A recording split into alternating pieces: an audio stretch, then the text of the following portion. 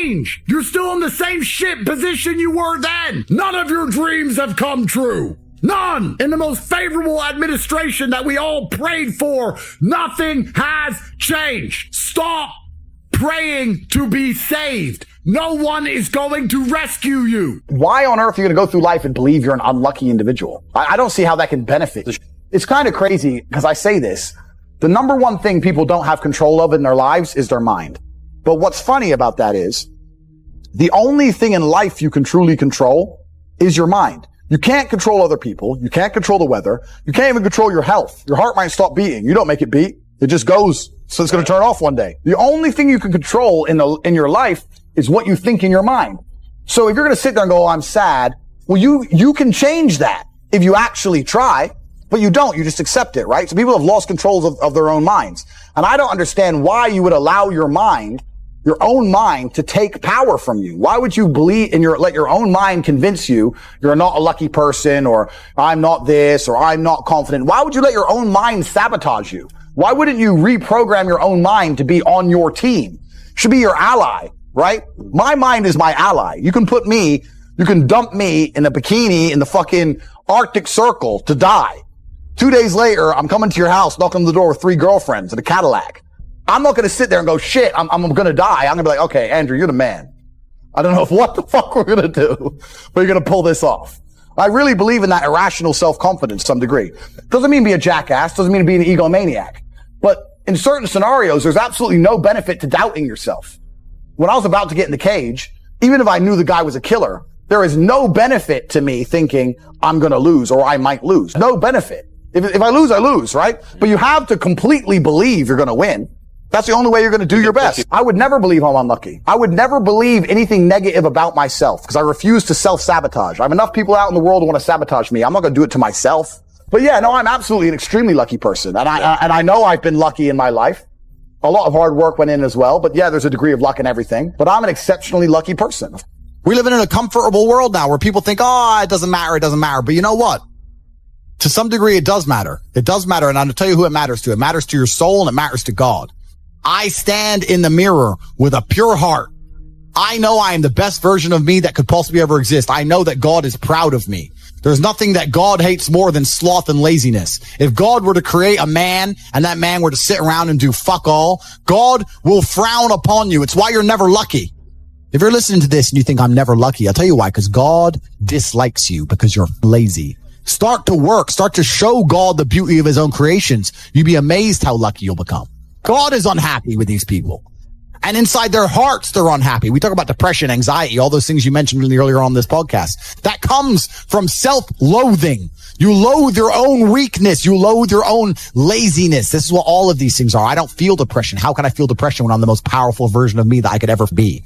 How can I feel depression when I could squeeze my own hand hard enough to break my own bones? How can I feel depression when I've smashed and destroyed 68 people's faces in front of me, men who thought they could test me in fair combat? How can I feel depressed? It's impossible. Do you understand? Everyone's mind is fundamentally fucked. All of it. Look at me. I blinked. I cured my brain. I used basic indefatigability. I used perspicacity. I used compendiousness. I used my mind and I focused. It's not difficult. There's just no competition because everybody's distracted. They're getting distracted by this, distracted by that, like jackasses. It's so easy to win if you can control your own mind. But it seems that nobody can. I absolutely refuse to take my own power away. There are so many things in the world trying to kill us. Like you got enemies. You got people on the streets with blades. You got bacterias, lions. Oh, I've got enough enemies, bruv. Sharks want me dead. I've got enough enemies. Why am I going to take my own power away? And this is what people really don't yet understand. There's only one thing on the planet you actually have control over. You can't control the weather. You can't control your health. You can get a brain aneurysm or a heart attack. You can't control other people. The only thing you can actually really truly control is what you think. That's the only thing you can change in real time. You can be thinking of red and change it to blue. So why are you not controlling your own mind? It's your asset. It's your ally. It's your friend. Why would you make an enemy out of the only thing you have control over? I refuse to do that. It doesn't make sense to me. The worst thing on earth that could happen to a man could happen to me. And I guarantee you, I would still label myself happy. I'm happy because that's who I am. That's how I view myself. That's what I've decided. Nearly every word that comes out of my mouth is self-hypnosis. Every word that comes out of my mouth is self-hypnosis. And it's the same for everybody watching this. Every single word you speak is self-hypnosis. Every single thing you say out of your own mouth is almost more important than the things you hear from other people. I got a generational curse. I'm unlucky, bro. You can't be saying these things because you're reaffirming them within your mind. I don't do that. And as many people are going to sit there and say, Tate, you're delusional, you're a narcissist. You go through the world saying you're super lucky and that you're bulletproof and you can do all these crazy things. It's impossible for you to be depressed. You're a narcissist. Perhaps. Look at my life and look at yours. Yep. So let's talk about it let's look at it in pure metrics. Who came from a worse scenario at the start? Who had a worse background? Me. Who's now more successful? Me. Who's happier? Me. Who smiles more? Me. Who sleeps easy at night? Me. Why the fuck would I want to think like you? If thinking this way makes me a bad person, but I get fucking fantastic results from my entire life and everybody close to me gets fantastic results from knowing me and everybody close to me absolutely adores me, why would I want to adopt your thinking and be a sad fucking sack of shit sitting on the internet trying to cancel people like a dork? I don't want to be my enemies. There's not a single enemy I have that I'm remotely envious of in any regard. Every single one of them has a shit life and a shit existence. Mm-hmm. I already won. God's already punished them. God's already rewarded me. I know these things. I'm the luckiest man on the planet. You have to say these things and you have to truly believe them. Listen to me. One of the only things in this world you can control is your state of mind. You can't control the weather. You can't control other people. You can't even control your health. You might get a brain hemorrhage, or you might get hit by a bus, or you might get assassinated. One of the very few things in the world you have genuine control over is your state of mind. You decide if you're a disciplined person. You decide if you're a happy person. You decide if you're a depressed person. These are things that in real time you can affect in your brain. This is all you can control on earth. If you can't control that, then you're just a feather in the wind. And life's going to blow you around and you might land somewhere good. You might land in dog shit. Nobody knows. So if you're going to be that kind of person, then you're like you said it perfectly. You have no will, then you're just at the whims of the earth. Who knows? Your state of mind is what you should be able to control. If you can't wake up and say, today I'm making some money and actually try your very, very best and actually stay dedicated to that task. If you can't do that, you're fucked. How I feel doesn't cross my mind. I don't know how else to explain it. There are days where I'm pissed off or sad or happy. It doesn't cross my mind. It's just like I woke up, whatever mood I happen to be in, I have things I need to do. It's a busy day. Zuby's here soon. I need to go training before he gets here. I had a meeting with the bank at 7:15 a.m. I have shit to do. Like I didn't cross my mind if I was happy, sad, excited. I just had to work. I don't wake up and go, I'm worried if I might feel sad today. Who cares? Who cares? I can be happy or sad on the same day. Nobody notices and the same things get done. The exact same amount of work gets done. Nothing changes. I'm certainly not a person who doesn't feel emotions because we're all human. I certainly do. But I've never prioritized them in any regard. I haven't built a mental model that I haven't put them in the middle of my mental model and then affected my actions based on how I feel for each one. Most people see people with things they want and they don't do the second half. They don't try and work out how they got that thing. Oh, my man has a Ferrari. Okay. I wish I had a Ferrari. Okay. They don't sit there and go for an hour. How did he get a Ferrari? It doesn't cross that part is the part they don't want to do, right? They just go, oh, he has a Ferrari. Wish I had a Ferrari. And they go back to TV. You have to be able to hunt in the day and the night. You have to be able to do both. You have to be able to perform when you're happy and sad. You can't only be able to perform when you're happy. You can't only go to the gym when you're motivated. You can't only be a competent person when your life's going well, because when your life's not going well, you're no longer competent. Then you're going to lose to people like me. And it's player versus player. If you're the kind of person who can only do well when you're happy and you're competing against someone like me who can do well all the fucking time, guess what? You lose. Lazy people never get anywhere in life. Doesn't matter what it is. Doesn't matter if it's tennis or money. If you're lazy, you're never going to get there. Your life sucks. I don't think that's true. I think that your life just sucks and you should change it. And another thing I also preach, and this is another thing that's very important, I also think as a man, because life as a man is pain and suffering, and when I say that, because you're never going to be a good man or good at being a man without pain and suffering. You're going to have to go through a bunch of shit and have a terrible life to become a good man. I think you should embrace that and accept it.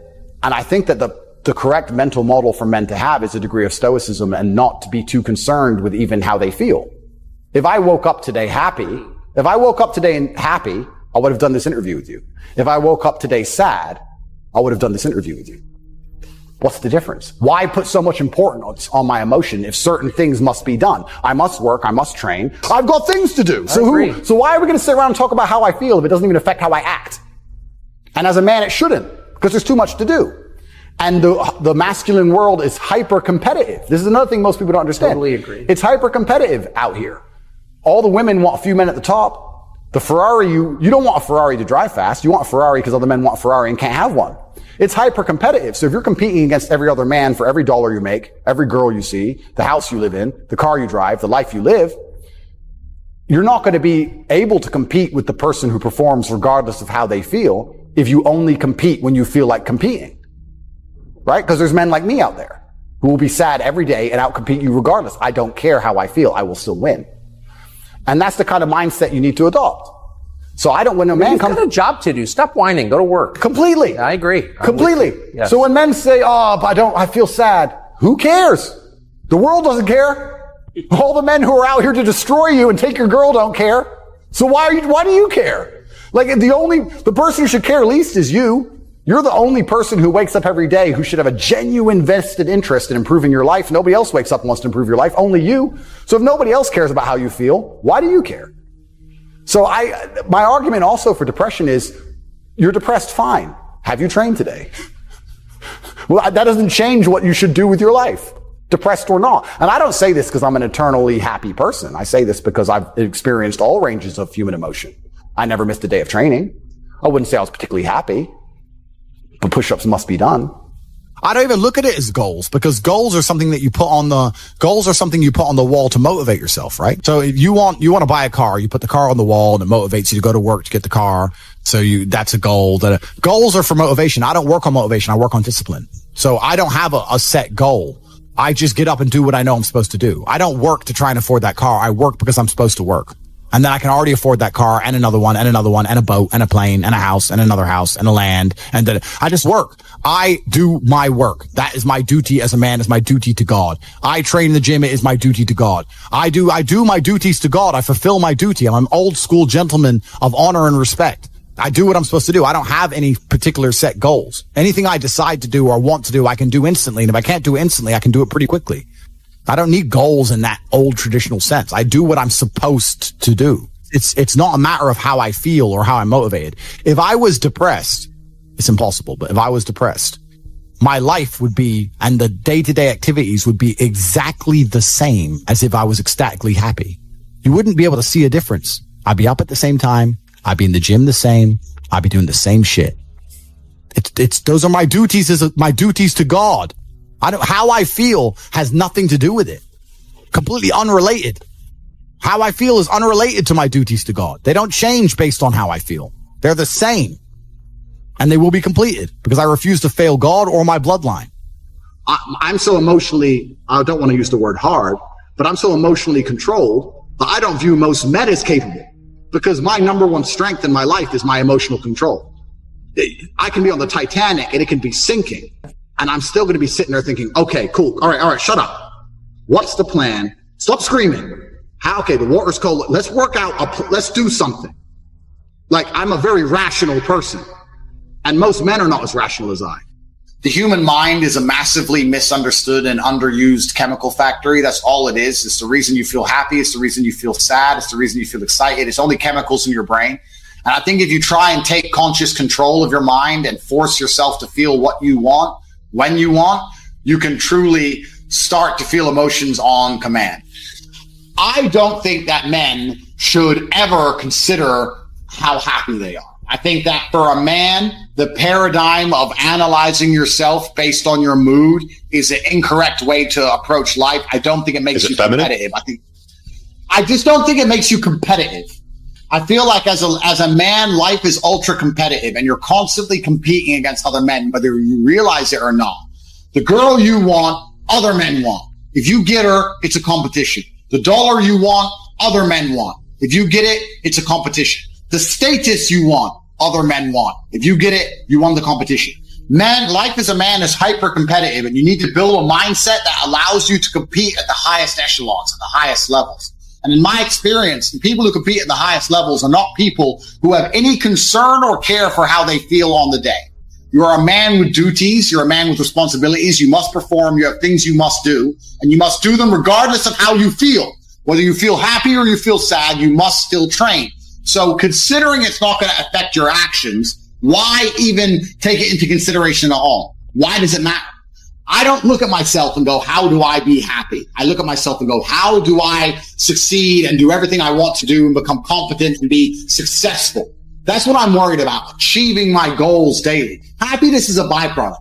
It's a side piece. But if you're going to wake up and go, I want to be happy, well, yeah, to a degree, it's feminine. It's also very childish because only women and children are so obsessed with happiness. But it doesn't make you competitive, because if you're concerned with being happy, that means you're only going to perform when you feel like it. That means you can't outcompete the men who perform every day regardless. And that's why, as a man, you need to be building a mindset that makes you as competitive as possible. And I think that considering happiness as a concept, as an idea in and of itself is a bad idea. I think it's insane. So it doesn't even cross my mind if I'm happy. It doesn't even cross my mind. I got shit to do. Every man understands you shouldn't be complaining about things you cannot change. You have to play the cards you're dealt. To be born a certain height and then to sit there and go, what do I do? I'll tell you what you do. You become the best version of yourself, just like everyone else does. Nothing about the height is in and of itself enough value for me to be a valuable man. As a man, you build your value. You are born with the cards you're dealt. Sure, it'd be ideal. Look, I'd love to be 7 foot tall. I'm not. So it's the same argument. If you're 5'2", you need to become rich, strong, and funny, and charismatic, and interesting, and witty. If you're 6'4", you need to become rich, strong, well-connected. It's the same game. So to sit there and complain about it is asinine. People email me their long lists of all the bad things that happen to them, and I reply, fantastic. You are so lucky. You have all the building blocks to become the exact kind of man you want to be. If none of this shit happened to you, when something else bad happens to you later, you wouldn't be able to deal with it. Fantastic. Bad things happened to Batman. They killed his parents. Do you understand? That's why he's Batman. You've just told me you have the building blocks. You might become top G when I retire. What are you complaining about? He goes, well, what do I do? I said, you need to work. Take all that trauma. If you're truly heartbroken, my friend, and we've all been there as men, if you're truly heartbroken, you can't sleep. That means you're going to get in fantastic shape. You better hit the gym. You have nothing else to do. Stop watching YouTube. Stop emailing me. I want pictures of you in the gym. Get to fucking work. Heartbreak's a fantastic motivator, as is depression, as is sadness. Great. Look at what's pissing you off and make sure it never happens again. If you were jacked and rich as fuck, she probably wouldn't have left your ass. All of you have a handful of instances. I don't think you understand that you could have been in a car crash at 4 years old and lost your legs. Do you have any understanding of how lucky you have been? This is pure luck. There's only luck has kept you fully able-bodied, sitting there, capable of learning and listening and becoming something. You don't really need to be that tall if you're important and rich. And when you walk in the room, you think when fucking Mayweather walks in the room, people give a shit? Fix that frame in your mind. You are viewing yourself as a short man. Stop it. Walk the fuck up and be the man. I was a 4-time kickboxing world champion. For 12 years, I trained 5 hours a day, 6 days a week. And I was motivated to train probably about 25% of the time. The rest of the time I went because I am disciplined. You don't feel like going through that shit on a Wednesday morning when you wake up, but you have to do it because you're disciplined. You're either a disciplined individual or you are not a disciplined individual. There's a difference between want and want. And I say this all the time. People say to me, I want to be rich. And I say, okay, well, I want to be able to ice skate. But I don't want to be able to ice skate enough to go learn how to ice skate because I can't be bothered. I mean, surely if I could click my fingers and be a figure skater, I'd click my fingers. Who wouldn't? Well, I don't want to actually go train because I don't want it enough. And this is the exact point with money. Everyone wants money put on their lap. If you truly wanted money, you wouldn't be able to sleep until you fucking had it. And this is the point. Because when I had nothing, I couldn't be distracted. You couldn't distract me from what I wanted. That's who I am. If I want something, I'm going to get it. I do not need to be motivated. I'm a disciplined person. If I allocate X amount of time to work, I'm going to do it. But that is the bottom line answer. It's discipline. You're going to have to work when you don't feel like working. That's how it's going to have to be, or you're never going to be eating.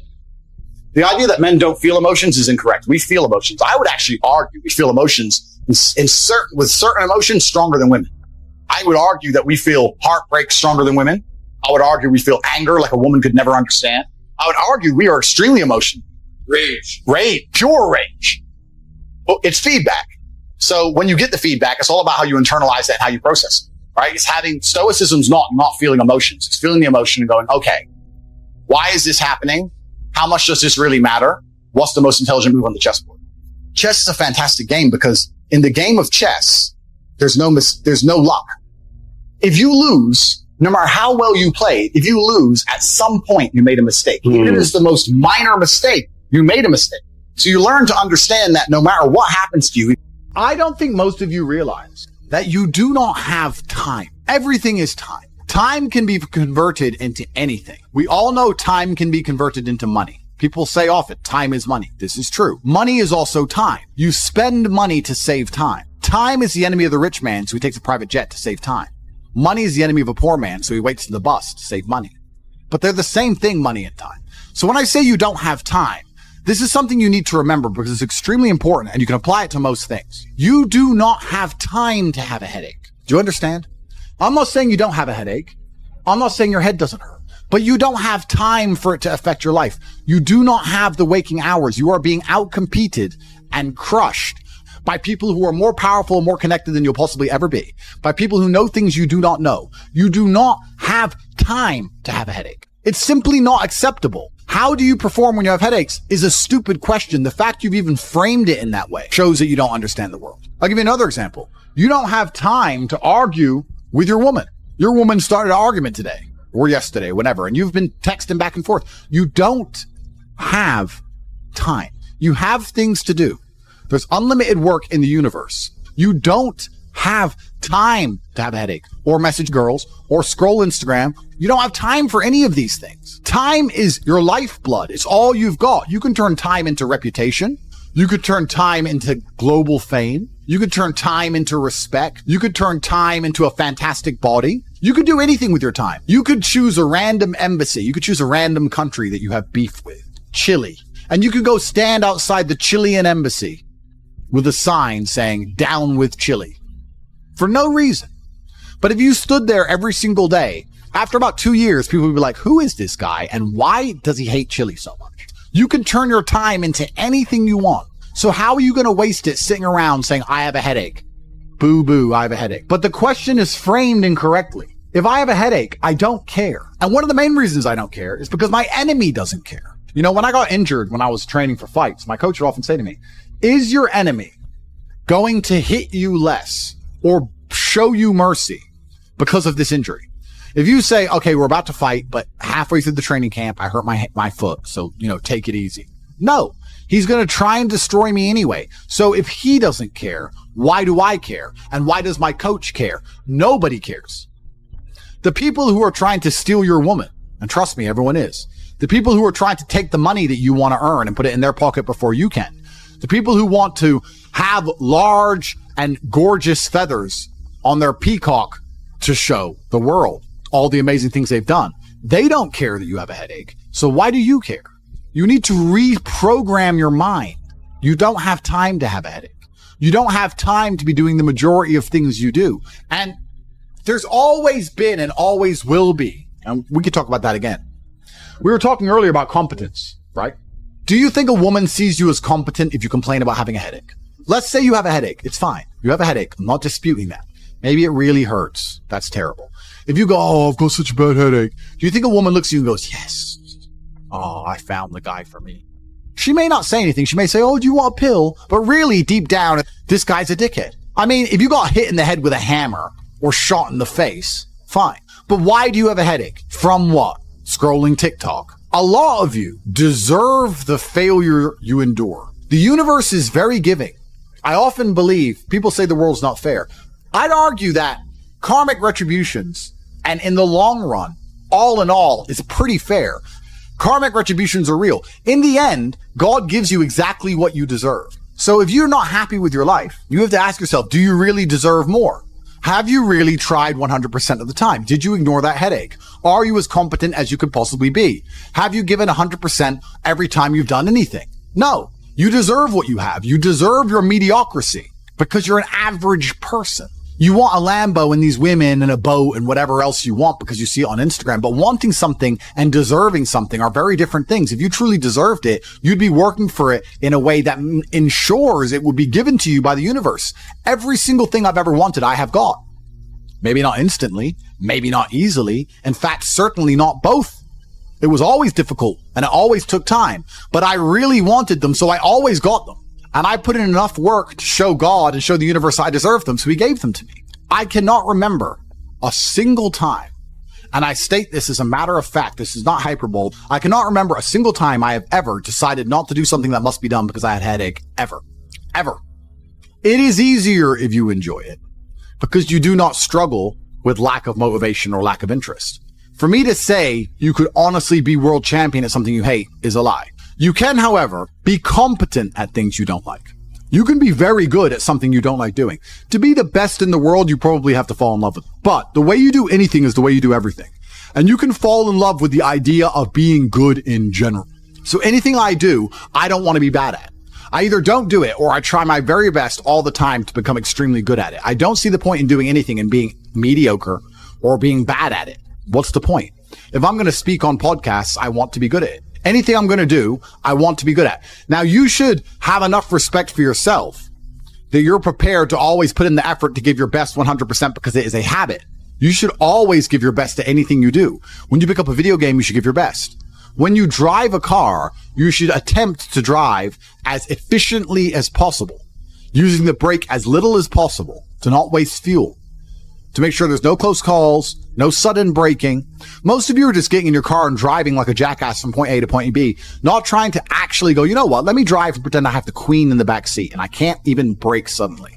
And I only have a fraction of fuel. How far can I go if I very smoothly, very calmly anticipate the traffic in advance, move my car in and out of the cars so I barely have to brake, keep moving slowly and smoothly? Let me try and get good at this. The way you do anything is the way you do everything. And it is a habit to be good at things. There's nothing wrong with just being good at things. To be the best in the world, you have to love it. That's true. But you're not going to love the majority of things you do. That's not realistic. The world's not going to afford you a life where everything you do you're in love with. In fact, you're going to end up doing a whole bunch of things you don't want to do. And the life hack is, if you enjoy getting better at things, then you can be doing something you don't want to do better than you previously done it. And now you enjoy doing it because you were more competent and more capable at said task. You are now better at said task. Every single thing I approach with vigor because I like being good at things. And that's not because I'm arrogant. That's because I have enough respect for myself. And more importantly, I have enough respect for the people I love to know that I need to be good at things. When my children or when my women or my family or my people who rely on me, my brothers, anybody comes to me expecting me to do something for them, I need to have enough respect for them to know that I'm good at what they ask me to do. And if I don't know what they want me to do or I'm not particularly good at it, I'm at least good at learning. You can become good at learning so that you learn things faster. Good at concentrating. Good at taking a scenario seriously. These are all basic life skills that go along with bravery. That's going to put you in a competitive bracket amongst the masculine realm which exists today because most people can't even focus. Most people can't even focus or try hard at anything. So to answer the question, can you become world champion without loving boxing? No, you can't become the best in the world. However, you can become very good at it because you can have enough discipline to ensure that you go to training and you can make sure that you're the kind of person who, if you're going to go to training, you're going to try your best. Guys, you're going to go to training for an hour. Whether you try hard or don't try hard, you're going to spend an hour in the boxing gym. There is no reason to not try. That is a learned habit. And what you often find with people who need to be motivated into things, because they're not disciplined enough to do things and not disciplined enough to do things properly, they'll go and say, I went to boxing training, as if that's all that it's about. It's not about going to the training. It's about trying hard in the training. It's about giving it your all. It's about dedicating yourself. You're going to give an hour up anyway. There's no reason to not try. Most people go through their entire adult life without trying 100% hardly ever. Think about it. Even when you go to the gym, you don't try 100%. You try 60%, 7%. You don't try 100% at home. What do you try 100% with? Do you really try 100% with work? Are you really moving that mouse as quickly as you possibly can? No, you're not trying. So you have people who have gone through life and are going through life without even giving 100% of what they've got ever. And it's interesting because we're entering the most competitive period of human history. So you need to get very good at everything you do all of the time. You'll learn a lot of lessons about psychology in the boxing ring. Now, they're not related, technically. One's exercise, one's the psychology of people. But you'll learn in the fight ring. You'll learn. that you're not tired when you're winning. You're tired when you're losing. That once you start to win, you get to find unlimited energy from the universe from somewhere, and you just continue to push forward, no matter how hard it is. Winning is easy. It's trying to turn it around when you're losing that is difficult. You take this lesson from boxing and you apply it to everything else in life. You apply it to money and say, once I start to make money, I know I will have endless motivation to keep making money. It's just hard to make money in the first place. It's hard to get over that hurdle, but once I get going, it's easy. It's a positive reinforcement loop. It's a spiral upwards into infinity. It's a tornado that takes you to the promised land. So to have that unique psychological conclusion, that unique psychological input, you had to become good at boxing. So it's very important that you're good at everything you do all of the time. Don't do it if you're not going to try. But you don't want people to learn bad habits. But it's a bad habit to coast. It's a bad habit to spend time and waste it. It's a bad habit to go, oh, I tried. I went. I didn't give it my all, but at least I went. You see this kind of cope online all the time. Yeah, at least I went. It's going that matters. That's not true. It's trying that matters. So you see this kind of cope. Oh, yeah, well, I didn't feel like going to the gym, but I went and just had a light session. Why? You went anyway. So why did you have a light session? If you're going to go, do it. If you're going to do it right. There's no point in half doing anything. You may as well have not done it at all. So this idea you can coast through things, this idea you can lazily try or pretend to try or just showing up counts, I dispute all of that absolutely. You give 100% of your heart, soul, and vigor to anything you do, and it becomes a habit so that it's all you know how to do. Before you know it, you're driving a car trying to do it as well as possible. And you're having a conversation trying to be as clear and compendious and concise as possible. And you're trying to make money as much as possible, as efficiently as possible. And you're trying to educate your children as well as possible. You're trying to protect your family as much as possible. You're trying to get as strong as possible. Because all you know is maximum limits. That's all you've ever done. You've never done any of this. That garbage can go out the window. So you need to get good at getting good at things. And you need to get good at trying 100% at all things, whether you like them or not. And this will give you a base level of competency in all realms, even if you're not in love with said task. Success is like being pregnant. Everyone says congratulations, but nobody knows how many times you get fucked. Absolutely. But that's the beauty of success, right? Because all the times you get fucked teach you the lessons you need to be successful in the first place. You would never be successful without getting screwed over. And also, you wouldn't be happy with your success without getting screwed over. The reason you appreciate that woman who's so good to you, who you trust with all your heart, who's loyal to you, is because that other woman cheated on you. If you had never seen a terrible, narcissistic, cheating woman, you wouldn't appreciate a good, kind-hearted one. There is no light without dark. So it's very important that you go through these bad things, one, to learn lessons, but two, to learn gratitude and appreciation for things once you have them. It's extremely important.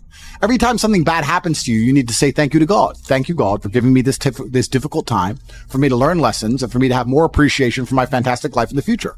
That's how you should approach life. And especially success is exactly the same way. The lessons you'll learn failing along the way will ensure that when you get to the top, you can keep it. It's difficult to think of a scenario where being brave would be a negative mindset for you to be able to tap into, because bravery affords new options you haven't previously considered. If you're a coward, you don't have certain options on the chessboard because you simply don't have the bravery to make X moves. But if you are brave, you can analyze these moves. So you have a whole bunch of moves that most people don't have. Most people do not have the bravery to consider alternate paths. You need to be able to look at the chess moves that most people will not be prepared to make. And most people live very afraid. So bravery is an extremely important skill to hone. It's something you should practice. You should often sit and think, what would be the bravest decision I could make in this scenario? What would be the bravest one I could possibly make? And consider it. I'm not saying do it, but you should get in the mental model of considering it.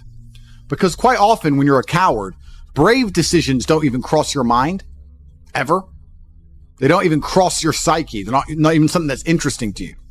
You haven't trained your mind to consider them. So you need to train your mind to consider bravery, because bravery is something that is going to universally apply throughout your life.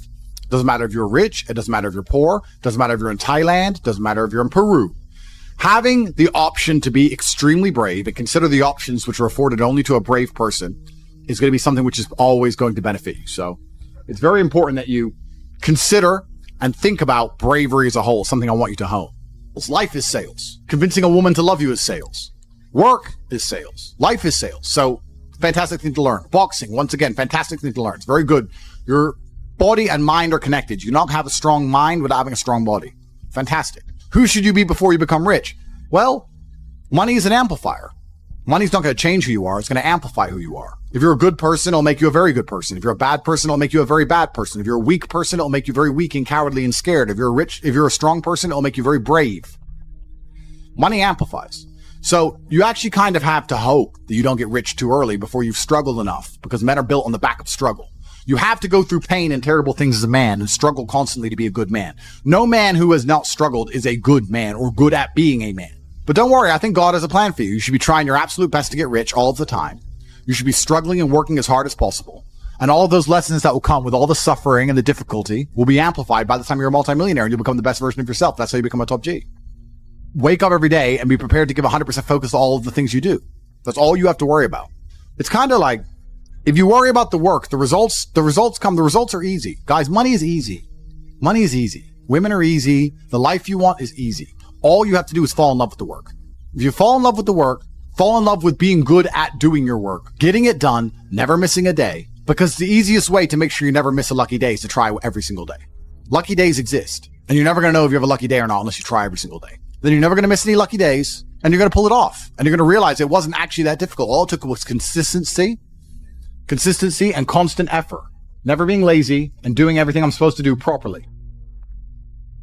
When you tolerate something, you're admitting you deserve it. You're going to get exactly what you deserve in life, from women, from masculine friendship, financially, respect on the street, luck. You get the luck you deserve. If you try your very best in all things, and you pray, and you're really thankful to God, and you say thank you all the time, you start to become very lucky. Lucky things start to happen. You get the luck you deserve when you try. It's truly remarkable. When a woman looks at you and goes, he can do anything he says he's going to do, that's when you become instantly attractive. Competence is extremely important. That's the masculine world. And peacocking built this world. Don't let losers and brokies sit and say to you, oh, all our graves are the same, it doesn't matter. No, it does matter.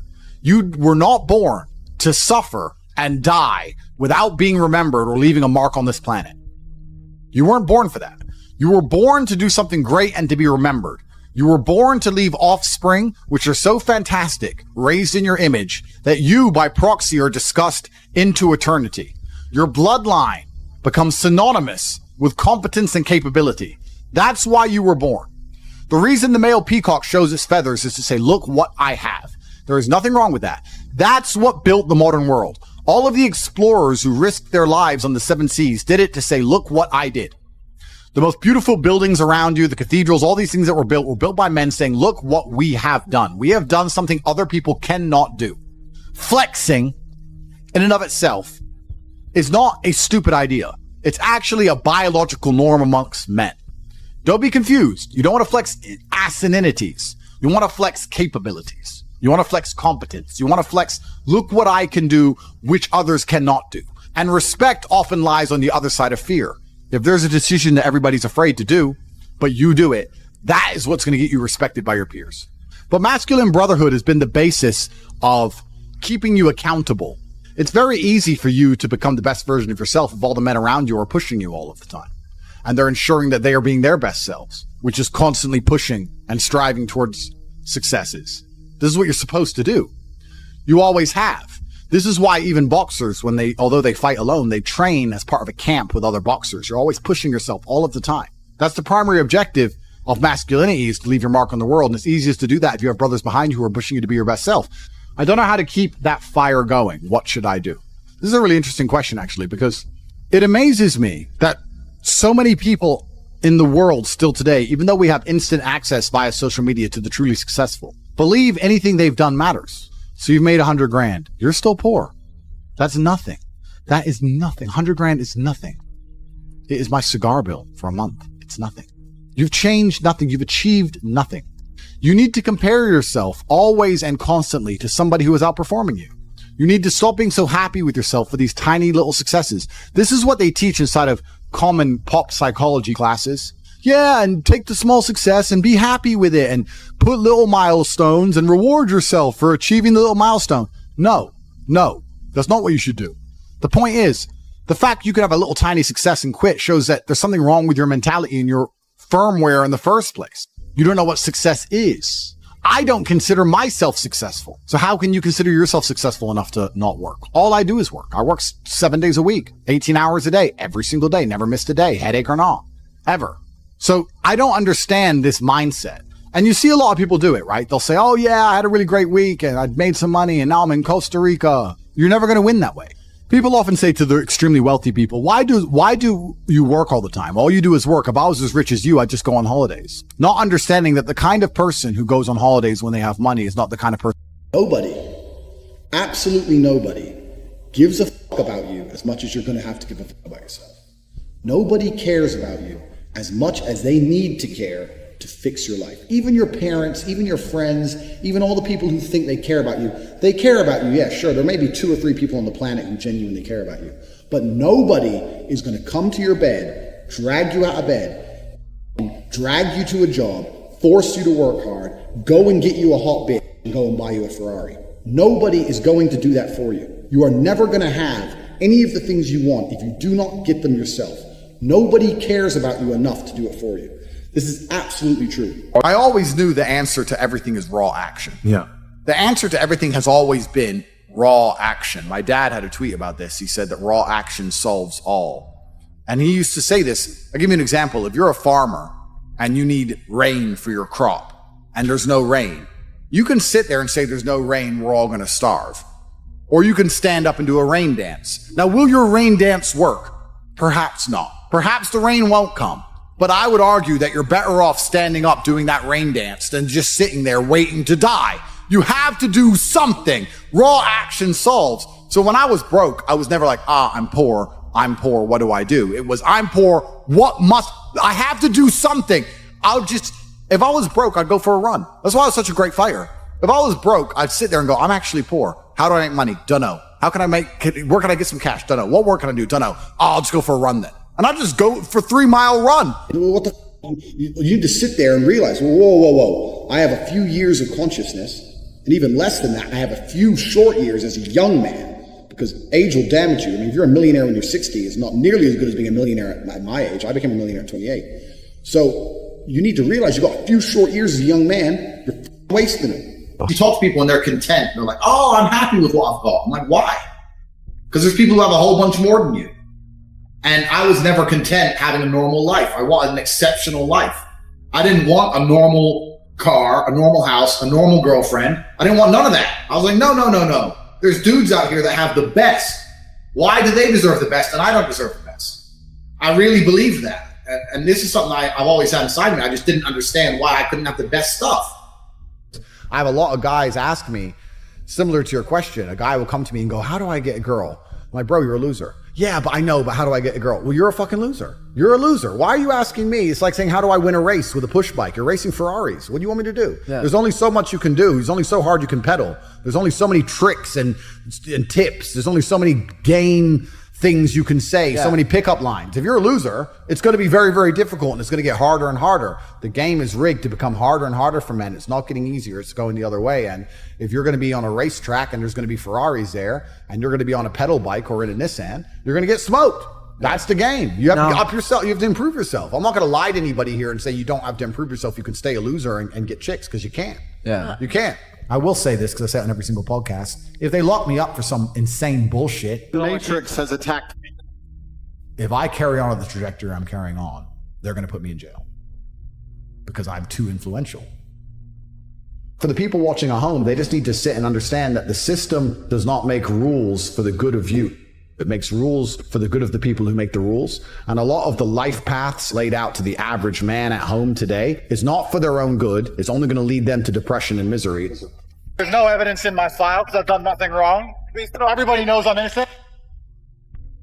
This is a huge injustice the way we see it. They should not be detained at this point. There are not even...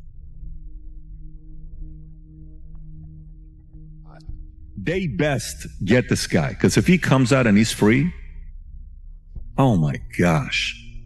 Can you imagine if he comes out and he's free, what his first life is going to be like? It could break the record. It'll be the talk of the world on how many people, it'll be banned in countries. It'll be feared, because if you go after a person like this, you better have proof to arrest him or get him. You don't go through somebody like this because they become a big figure and their message becomes bigger, specifically to the people that didn't listen to it before or hated it. They're going to say, why are you trying to silence this guy? And you don't think Andrew's going to come out telling the story? I hope this pisses you off, because I'm telling you to annoy you, that you're sitting there struggling to pay your bills. There are people out there making so much money you couldn't possibly fathom, who have anything they want all of the time. And you may sit there and go, oh, but they're miserable. A lot of them aren't. Trust me, they're having a great time. So you need to make a bunch more money, because there's money everywhere. I look at a beautiful woman and go, I can go on a date with her and she's absolutely gorgeous and perhaps we'll fall in love and it'll be great. But you know what?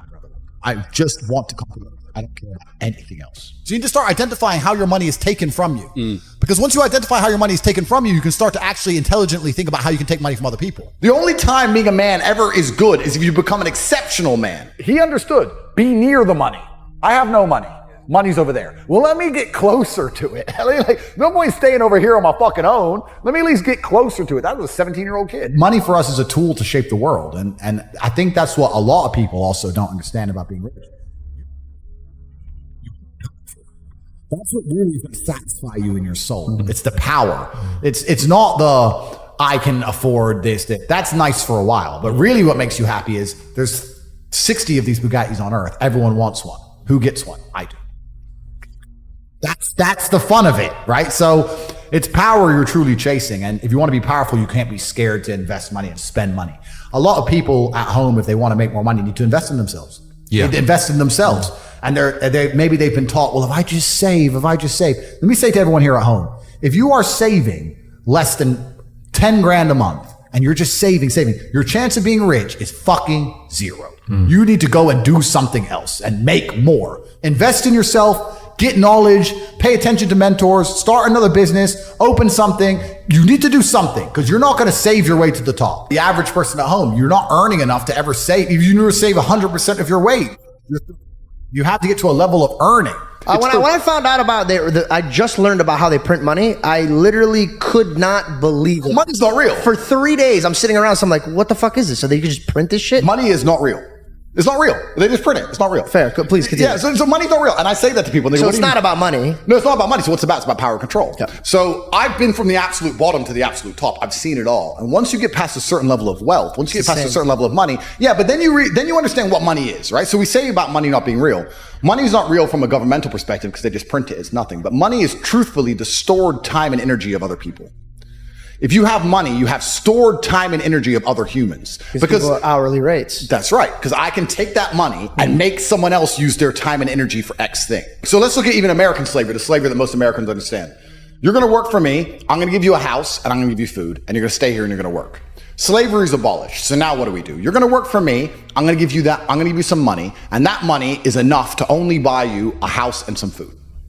We've just put money in the middle. Now, if I can make you do whatever I want for money, and I can print as much money as I want, you're my slave.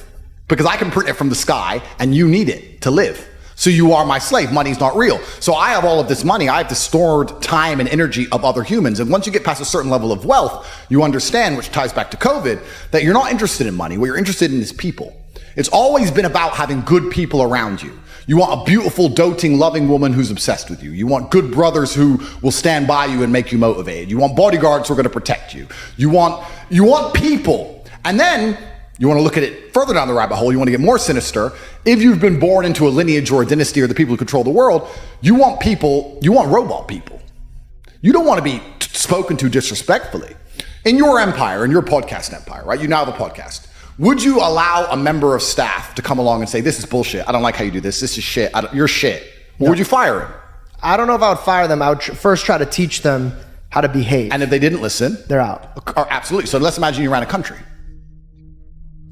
Okay. All right. Let's imagine you ran the world. So I say this to people. I say, for the next 2 weeks, every time you spend money, even if it's a pound, write down how they got it from you. And they're like, what do you mean? I'm like, all right, cool. You're walking down the street. You're going to Starbucks, you buy a coffee. Why did they take your money? Well, I wanted coffee. Yeah, but how? Okay, you wanted coffee, right? Cool. Did you only want a coffee because you saw Starbucks, or did you want coffee beforehand? Why did you want their coffee and not another coffee? Did you buy a cake as well? Why did you buy a cake? All right, cool. So now you identified how they took your money. Then realize how they could have took more of your money. You bought a cake, but you didn't buy a sandwich. Why? The sandwiches weren't on display, or they looked cold, or they looked rubbish. Or the woman who was serving me was old and ugly. Maybe she was a young cutie and talked to me about bologna sandwiches, I would have bought one. right? So you need to start identifying how your money is taken from you. Because once you identify how your money is taken from you, you can start to actually intelligently think about how you can take money from other people. I find it amazing when people say they don't have motivation. I have people come to me and say, I want to get rich. I don't have motivation. I want to work harder. I said, how can you not have motivation to get rich when somebody like me with a head start like mine is still working 18-hour days every single day, 7 days a week without having a day off? I'm going to crush you. You don't stand a chance. I will beat you. And you're just going to sit there and perpetually lose because you can't find the motivation to crawl up out the mud and stay a bug until you end up in your 15-minute city getting your 17th injection like a dummy, like a useless eater. All I do is work. Nothing is fun. I don't have fun. I don't even understand sports. I don't understand the concept of fun. The only sport I ever did was beating the shit out of people. Is that fun? I wake up every day and I think, how do I make my life better? Nobody else wakes up each day and goes, how do I make Andrew Tate's life better? So if you're not the person who's waking up every day going, how do I improve my existence? Then nobody is. Nobody on the planet is considering improving your one spin on Earth. No one else cares. Nobody else cares. So if you don't care, then you're fucked. So you need to wake up and care. And it's amazing to me. Like you're saying, how did I find my mentors? I just tried a bunch of them. Like when I had no money, I would try very hard I'd listen to lots of different people, or I'd try different things. And I wasn't scared to invest in myself because I understand that, look, if he's taking time out of his life, then I need to reward him for it financially. And I tried very hard and I listened and I paid attention and I was never lazy. I don't believe there's a person on the planet who pays attention, tries their best, is never lazy, is on time, works hard, has a mentor, and is giving it his all, who isn't rich. I don't believe it. I think that if you do all those things, you're rich. And if you don't have any money, you're missing one of those key elements. Now you can fool yourself and you can fool everyone else and you can pretend you're doing them, but if you're truly honest with yourself, am I finding people who are trying to teach me what I want to know, and am I trying my best? And the answer is fucking no every time. Just even being around people with money, it's just a good place to be. I'll give you an example. I was in Romania and I have the largest car collection. And I went to and I drove there in my Chiron and I parked up and a kid came up and he said, hey, can I take some photos of your car? I have a car spotting page. And he goes, yeah, okay, I'll just be a few minutes to this. So he took a bunch of photos and he goes, oh yeah, okay. Well, if you want them, here's my email address. And I said to him, why do you do this? Like, you spend all day standing around taking photos of other people. He goes, oh, well, I skipped school and I skipped college because I knew if I take pictures of expensive cars and email them to people, I'll have email addresses of the richest people. Yeah. I was like, I like you. He got himself a full-time job that day. So he understood, be near the money. I have no money. Money's over there. Well, let me get closer to it.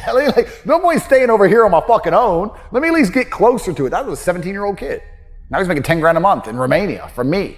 So at least being closer to it. So you're right. People should, even if they haven't got a penny in the world, should be going to these meetings about real estate, about investing, especially if it's cheap, they should go. Just meet other people who at least have money. Have conversations about money. Talk about it. How are you going to get what you don't talk about? And I look at them and go, yes. I think a lot of the problem with people, especially in the world today, is they misunderstand the difference between a dream and a plan. And nothing good in your life is ever going to happen by accident. If you see a guy in fantastic shape, you don't say, how'd you get in great shape? And he goes, oops, I just fell. No, he ate a specific way. He trained a specific time. He did specific things for a specific outcome. And it's the same with finances. And most people who are broke, if you say, do you want to be rich? Yeah, I want to be rich. How are you going to get rich? One day. You have no plan. You have no plan whatsoever, no actionable steps. No, you're not doing things daily. You're just hoping some point in the future, God's going to just dump it on your doorstep.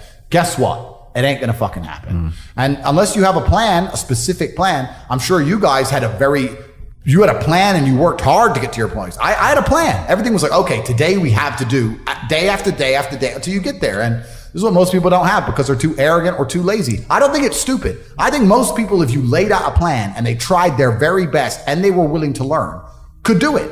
I don't think people are too stupid to make money. They're just too lazy or too arrogant to make money. That's the problem with people. A lot of people are obsessed with the idea of happiness. And especially as a man, I think that happiness can actually be a very destructive motivator. And when men sit and say, I want to be happy, I want to feel happy. To feel happy, a lot of the time, you're looking for temporary hedonism. To be happy, you want to get drunk or take drugs or do something stupid temporarily, and it's very short-lived. I think you should instead be looking as a man to say, I want to feel proud. If you choose pride over happiness, you're going to make decisions that you're proud of and that people around you are proud of, and it's going to be better for yourself and better for society and better for everyone who loves you, everyone you care about. If you're the kind of person who searches for happiness, whether male or female, in my experience, people who search for happiness end up doing hedonistic, temporary, stupid things. When I find men who search to feel proud of themselves, I want people to be proud of me, and I want to be proud of myself, and I want to be respected. They often delay happiness. They often go through very difficult things and build things which are beautiful or build things which are difficult to do. They often go to the other side of fear to feel that pride. I did it. I faced my fear. I did it. Yeah. So I think as a man, searching for pride or searching to feel proud is a pretty positive mindset for masculine achievement. The reason I'm the luckiest man on earth is because God has given me endless building blocks to build a superhero.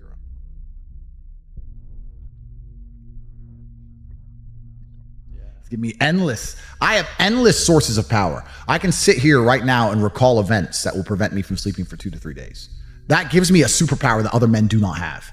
They want to go to sleep. They're tired. I can stop being tired for days at a time. I can just have a thought. I can remember, I can sit, close my eyes, and use the power of my brain to vividly remember events, and I will not sleep for days. And when people come to me and say, oh, this happened, I'm really sad, or my heart broke, or this bad thing happened to me, I say, good. Thank the Lord that he's given you this endless source of motivation. You're wasting it.